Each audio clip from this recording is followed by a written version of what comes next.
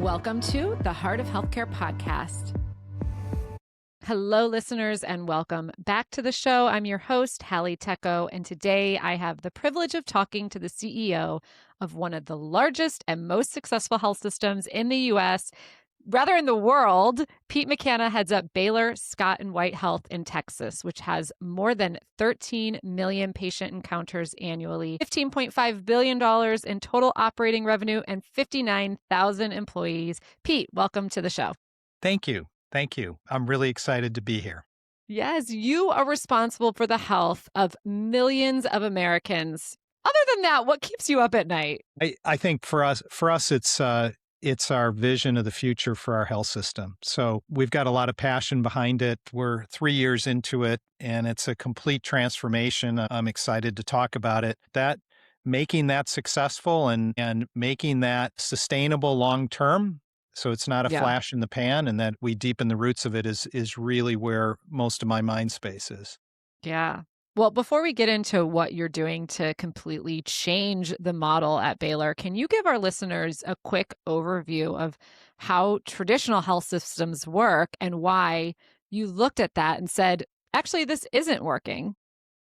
Yeah, and I come from a perspective. I've worked in the C-suite for 4 different health systems in my career, really 5, I guess. It was a public health system as well. And they're all similar in one respect. One is I have a deep belief that health systems really are failing at their mission. And it's not particularly a criticism. I think health systems over time have evolved into a sick care system based upon incentives, based upon regulation, based upon evolution of insurance coverage in the United States. And they are supply driven.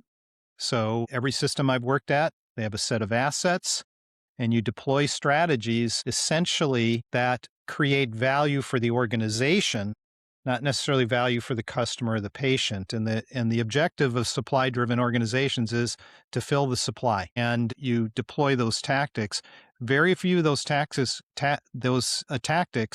are accretive value to the customer or to the patient. So where we stand today at Baylor Scott White is just a deep conviction around, now that we have the technology to help facilitate delivery of care and engagement with customers and patients well beyond the walls of the clinic or the hospital, but we have an obligation to do that. And that's a much, much deeper fulfillment of our mission to be able to try to do that.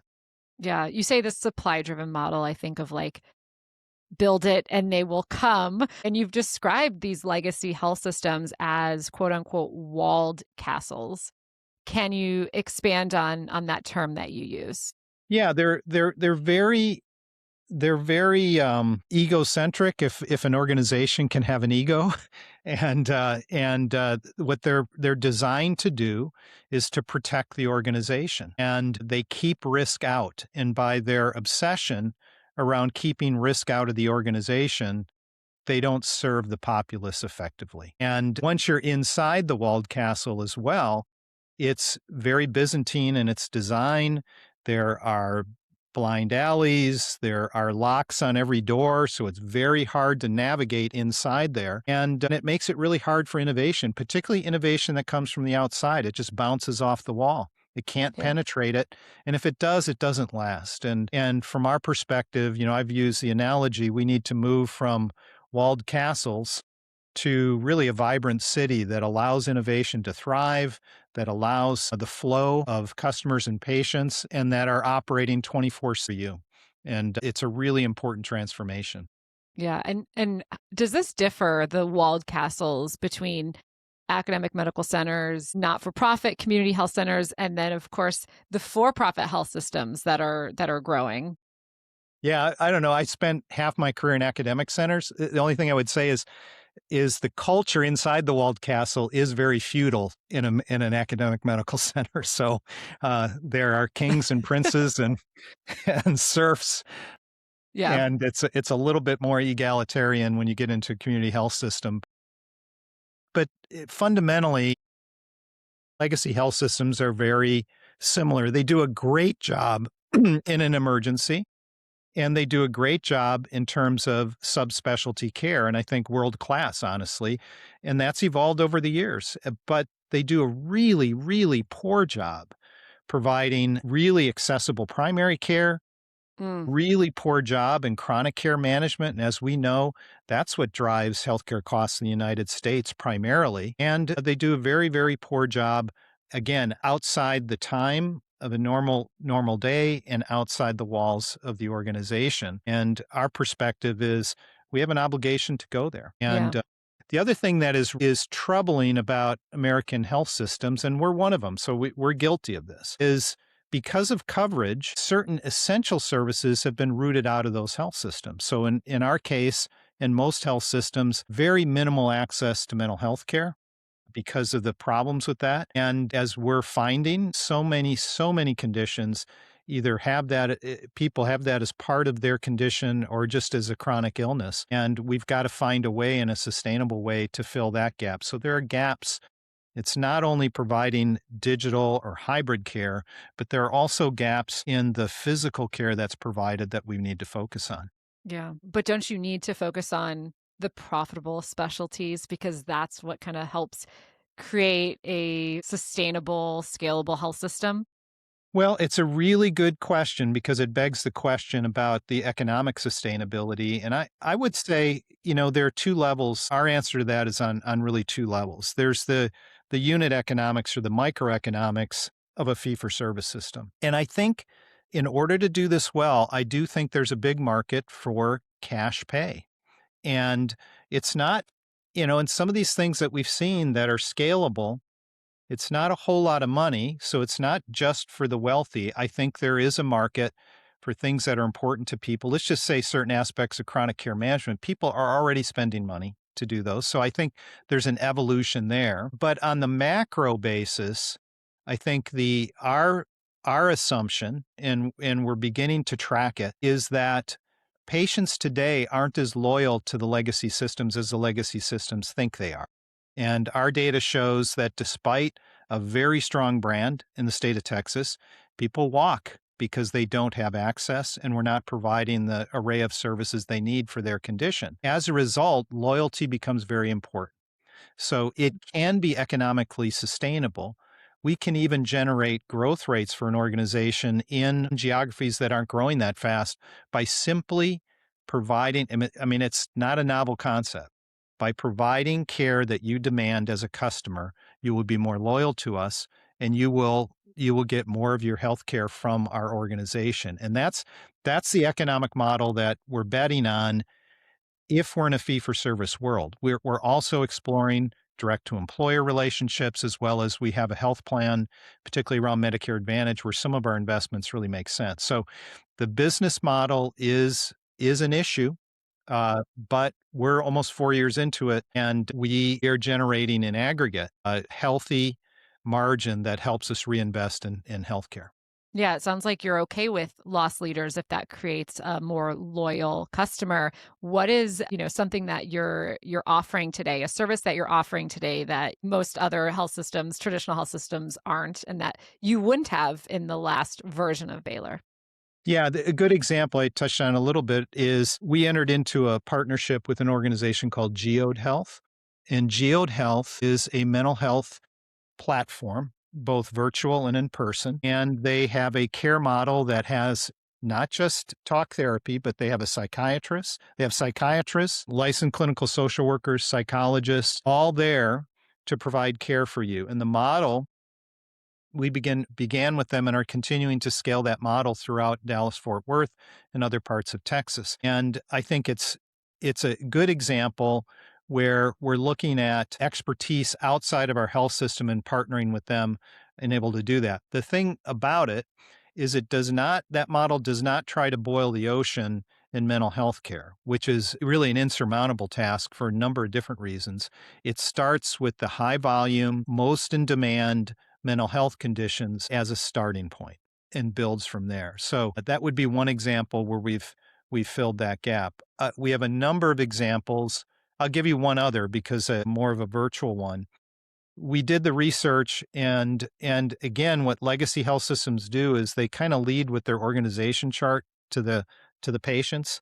And so let's just say we lead with neurology, and you happen to have chronic headaches. We've tried to change that model and say, what are the conditions, our customers' conditions, and design an offering around that. So we have a virtual model that also connects to our physical health system around headache care. So people with chronic headaches get immediate relief. So 24/7 contact, they enroll in our program, get care more quickly, get care from a headache specialist rather than the old model, which would you'd wait for weeks to see a neurologist, and they may or may not want to have you in their clinic, honestly, for Yeah. that care. So very important that the solutions are designed around the customer and their needs, not around the organization's organization chart or specialties. And Yeah.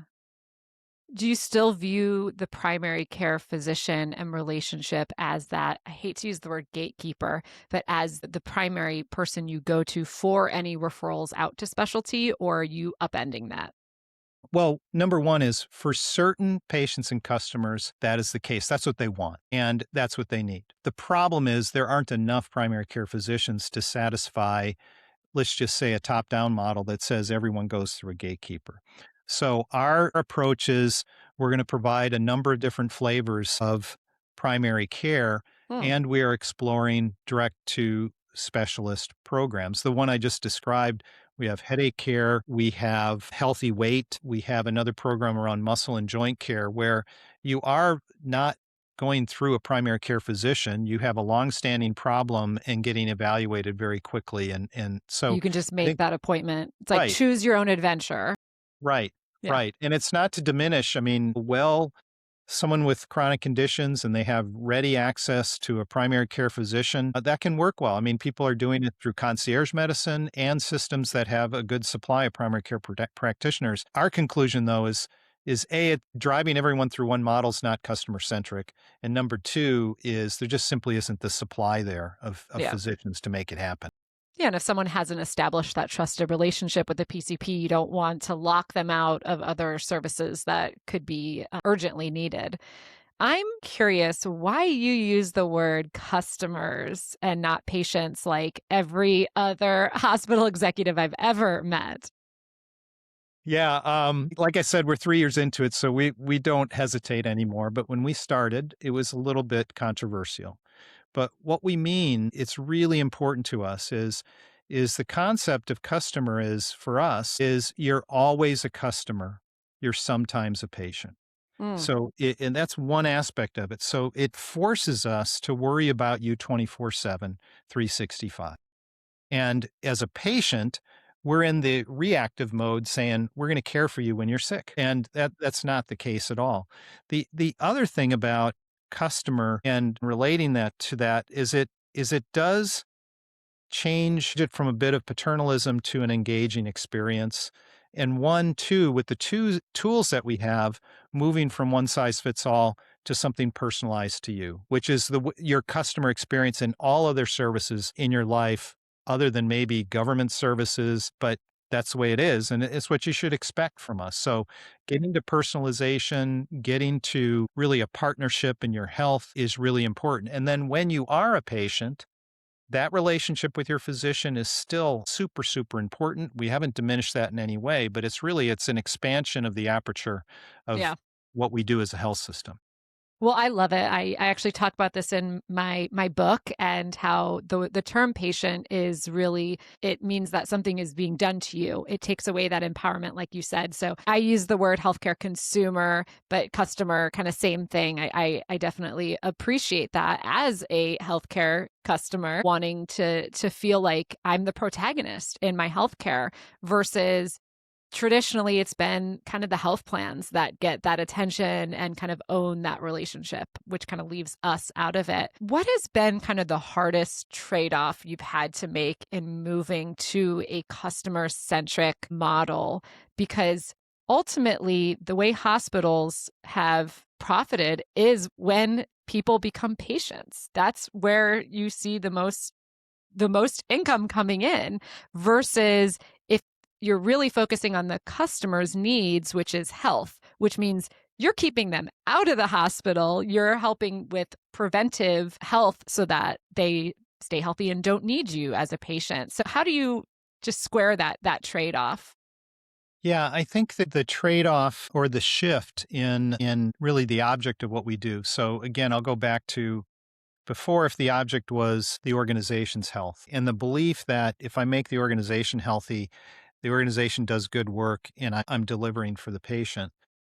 The big shift here is in any major decision, asking that question, does it create value for the customer?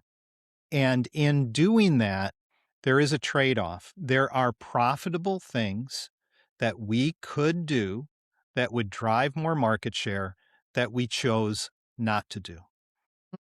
If one system in New York says, listen, we're going to drive market share, we are going to steal 5 specialty practices from the other health system and bring them into our system.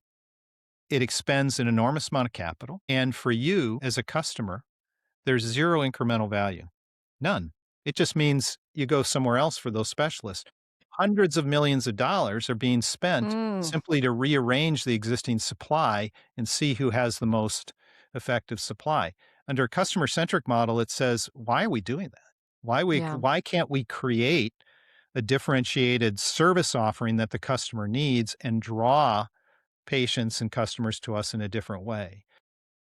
Other examples, the simple example that occurred recently is during the government shutdown. Medicare stopped paying for telehealth services during the shutdown. Systems had a decision to make. The decision for us was super easy. We're not going to disrupt the ongoing relationship we have with our patients and customers. And we penciled out this is going to cost us money. We're going to have to do it. So there are individual episodic things that you do that Mhm. if you penciled out the ROI, it doesn't pencil out, but you And do them to yeah. preserve the loyalty and trust of the customer and the patient. And that's the bet. That's the bet Yeah. from a business standpoint. It's the bet, but it's deeper for us. I mean, for us, it is a deeper fulfillment of our mission.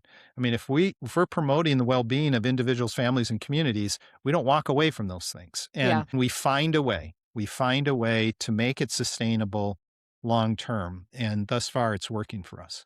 Yeah, I mean, Pete, this is wild for me to hear because you were a CFO before. Yes. So, For like, half you my know, career.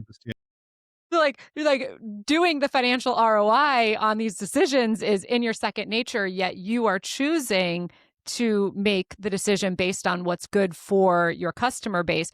Could you get away with what you're doing if you were in a for-profit hospital system? I think I could once Baylor Scott White proves that it's a sustainable model. I think there'll be copycats. And we believe it's sustainable.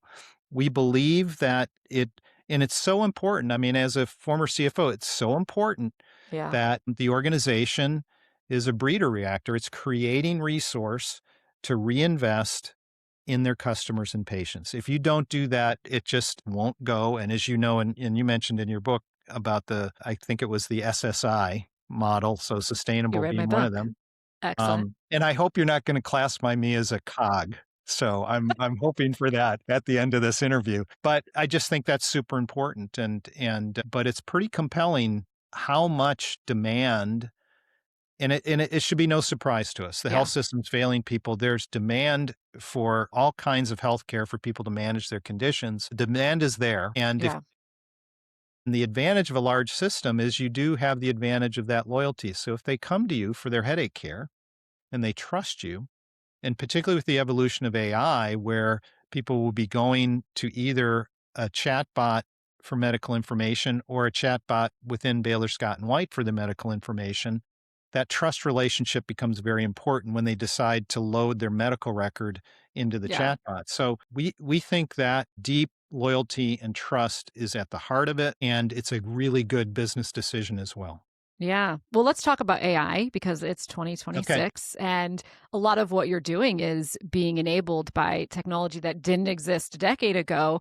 Where and how are you using AI in the hospital? Yeah, it's a question that we've really evaluated. And if you take AI broadly in its application within a health system, there are 3 domains, let's say. Okay. Domain number 1 is for the individual who works within the health system. And domain two is the use of AI to make existing workflows more effective and efficient. Person or employee organization workflows. And domain three is to Customers. innovate and create differentiation of products for your customers. Our Got it. priority is that last category. Okay. We believe it's not to say we're not going to do the first two, but Yeah. we're asking the first question because the first two, most health systems will eventually get there. They'll eventually deploy the prevailing products that make people most effective in their jobs. And it's super important. Ambient listening, powerful deployment, and they'll automate and make more efficient their workflows. But that'll be table stakes over time.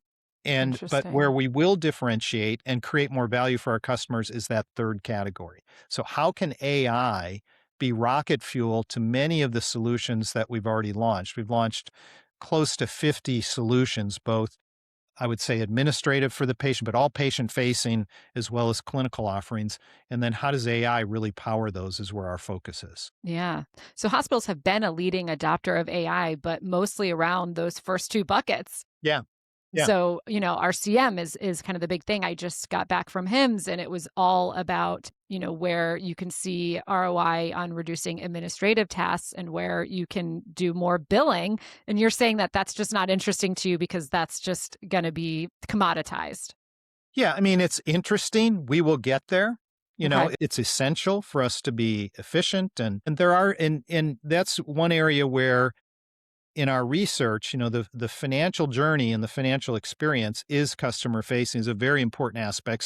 So we think that's there, but where we're going to go hard is really seeking where there's customer value. What's interesting in the evolution of AI, my observation is the AI companies are coming at health systems with a big ROI and efficiency play and pitch.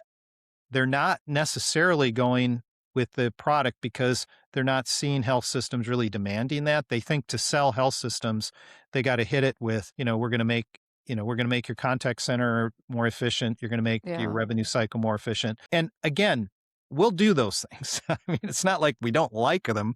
I think they Yeah. make us better, You're not but in a we're going to rush. spend a healthy amount of capital, time, and mind space of how we differentiate with AI, particularly around the customer interaction. So our focus on AI is how can we have an agentic interaction as a customer interface for many of the things that we now deploy across a digital platform. Yep. Yep. I have asthma, and all I want, and I've talked about this so many times, is a digital twin for my asthma doctor because I see her once a year, 15 minutes, but, I'm supposed to be taking medication as needed with, seasonally I have different issues, but really just want to not bother her through my chart. So love hearing about kind of that, the patient facing products.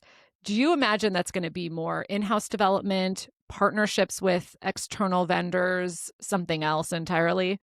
All of the above. And what we do on every reimagined solution, we're asking that question. And we're trying to get really up to speed on what the existing solutions that are out there. Sometimes the solution doesn't exist, right? It's not even a product.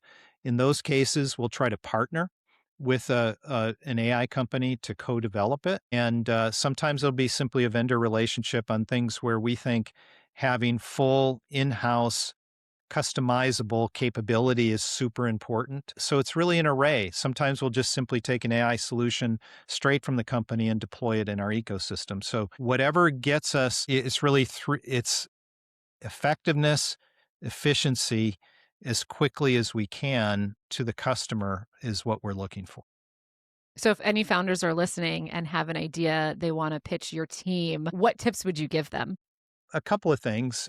One is we would typically, well, not always, but we would typically reach out to AI companies based on we have a blueprint, what we call version 2.0 of our strategy.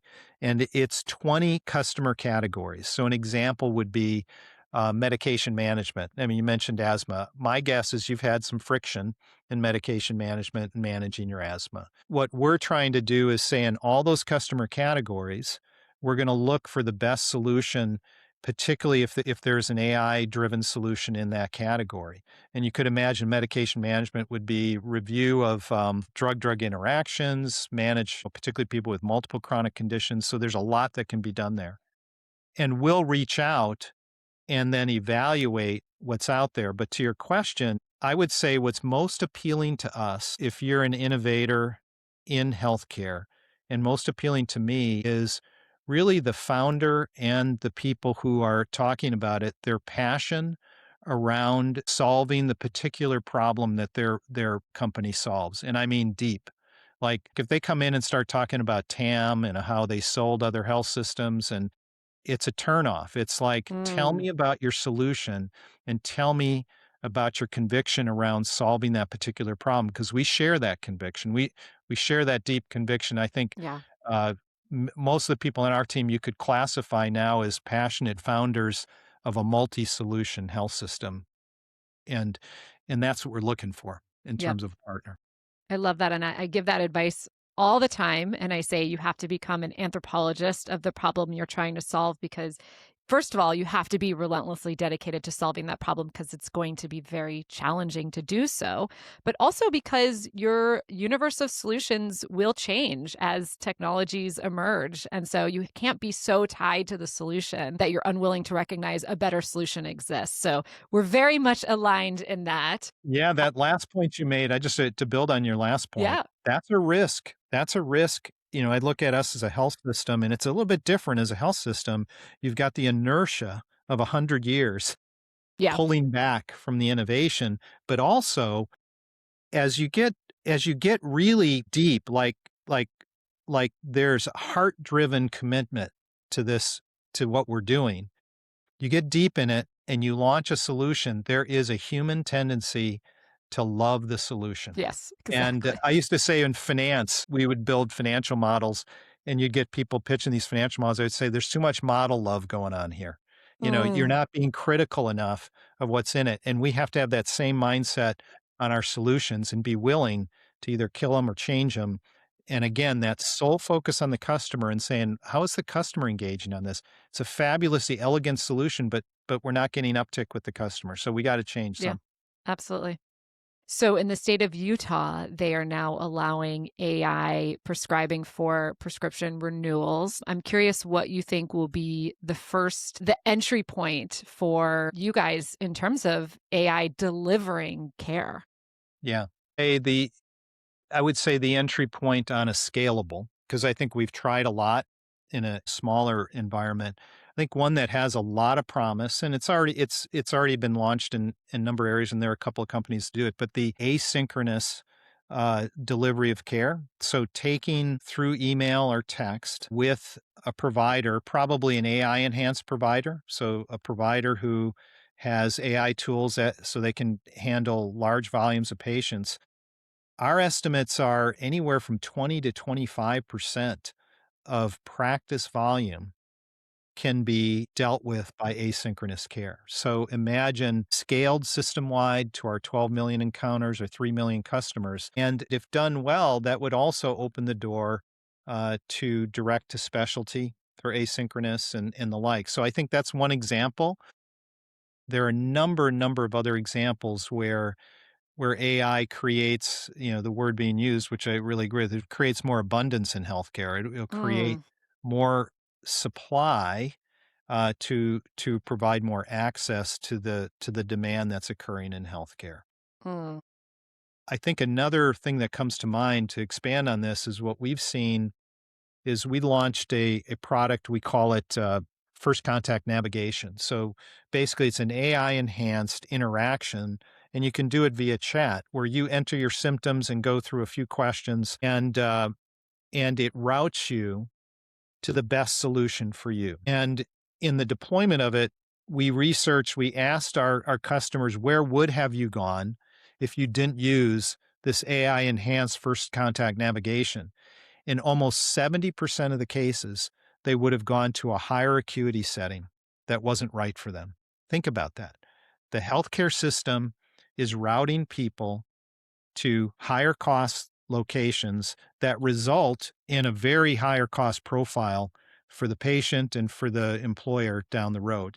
And so the ability to route people to the right node and that the health system has reconfigured itself such that it has enough supply of those nodes becomes really important. I think actually that's probably going to bear out to be the most powerful and Yeah. impactful redesign. So you take just the asynchronous example. The obvious one is people who go to the ED, they could go to urgent care. People who go to urgent care that could be handled virtually. And then as you expand the home environment and devices in the home, it becomes even more powerful. So it's like we're running an airline and you want to go from Dallas to Chicago and we send you to Denver. Yeah. And then we say you're on your own to get to Chicago and we charge you for both of them, by Yeah, the way. exactly. So it's just a Yeah. nutty system that way, and guided navigation becomes crucial. Yeah. In order to actually scale this vision, what sort of things have you had to or will you have to line up? For instance, the contracts you have with payers, your insurance. What sort of things didn't need to exist before, but really need to be in place now to ensure this can scale? Yeah, that's a it's a really, really good question. We touched a little bit on it. We need a dynamic pricing model for all those spaces that people really want, but they can't get. And I just give you an example, and it's really been fuel for my transformation here as a leader. Is I observed in the late stages of my dad's life some really real problems in the healthcare system. And one was we needed certain services. They actually existed, but I could not purchase them because they were locked away either at an insurer or an employer or only for a certain category. So so what needs to happen is we need to provide our customers the ability, to try to get coverage. So really demonstrating, and again, in your book, you talk a lot about evidence, which is a really, really Yes. important aspect here. It's on us to provide the evidence to the payers that it's in their interest to pay us for some of these services that don't fit within the model that they have today.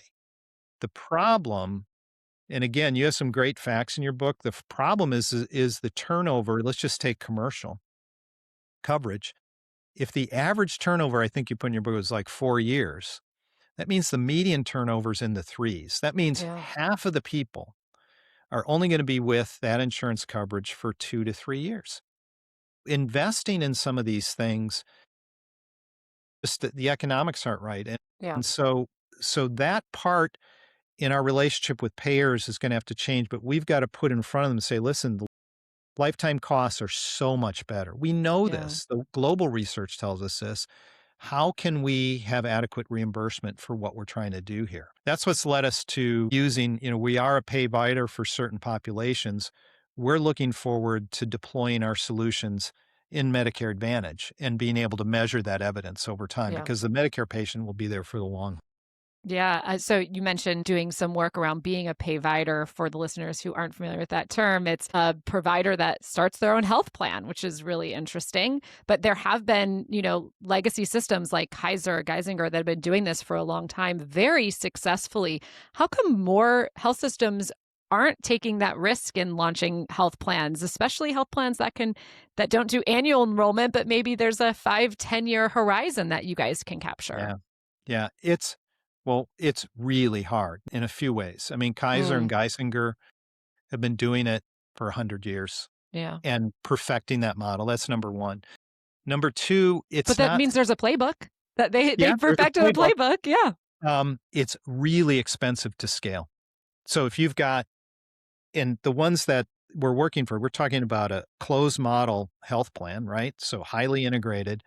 To scale that to certain markets is really expensive because you would need to employ hundreds of doctors to do it. And two, certain markets just simply won't, their structure does not accept them. And Kaiser's run into this in trying to scale their model. So it is an effective model, but it takes time and it takes the right kind of markets. The last would be fundamentally health systems are provider systems. Running a plan is a different animal and it has its insurance risk and it's highly volatile. So I'm not saying you can't do it, I know. but it is really hard. And if it was really you could do it really well. Kaiser would have gone national Scaled. and Yeah. really done that. So it's a really That's, hard thing to do. But what we're trying to do is say, where can we do it yeah. where we can provide a platinum experience for our members? And we believe in Medicare Advantage we can do it. We believe we can do it with our employees. We've got, over 100,000 insureds in our system. We should be able to do it. And we have the underlying delivery system. So Yeah. very hard to do. I have a lot of respect for those organizations because it takes a lot to make that happen. I imagine. But it's Yeah. also, let's acknowledge, very hard to manage all the health plan relationships that you have to manage, right? And those are contract negotiations. You have people on that team, just administratively, the back and forth, prior auth. I mean, we haven't made it, the existing model isn't much easier. No, it's not.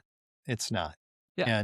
And we're gonna have to break through that. I'm very optimistic about some of the technology that'll help that. The Yeah. whole claims experience, it's all rules based. I mean, it's not a technology barrier to make that a very, very seamless and frictionless experience, but we're gonna have to break down a lot of walls to make that happen Yeah. between payer and provider.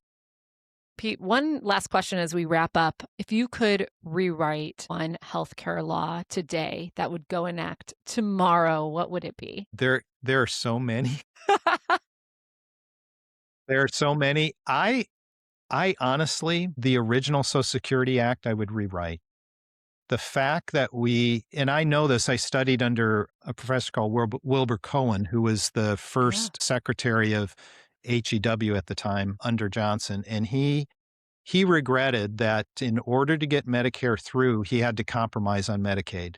And Medicaid is a patchwork of, Yeah. of 50 plus systems with different levels of coverage. So if you're low income in the state of Wisconsin versus low income in the state of Texas, you have a totally different experience in terms of your insurance coverage.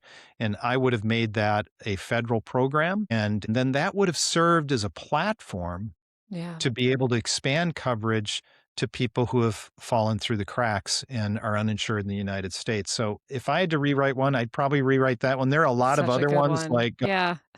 the annulment laws, like we're trying to run a consumer business, but I can't provide a discount to someone Mm. because it would be considered annulment. There are a number of other Yeah. things. The other thing I would say, that's looking back, looking forward, and you touch on it in your work, is the interoperability. To really make a breakthrough, the data's got to flow. I know we can satisfy privacy, and as you touch on in the financial services world, you're able to ensure privacy and cybersecurity, but the data's got to flow more openly because to innovate, you got to have the data, and to personalize, you got to have the data.